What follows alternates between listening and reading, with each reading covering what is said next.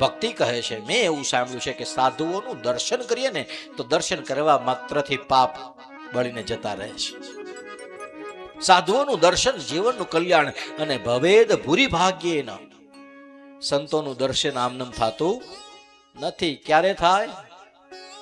જો ભાગ્યમાં હોય તો, કે બહુ ભાગ્યશાળી બનીએ ત્યારે મારા ને તમારા જીવનની અંદર સત્સંગની ક્ષણ આવે. સાધુ કોને કહેવાય ખબર છે?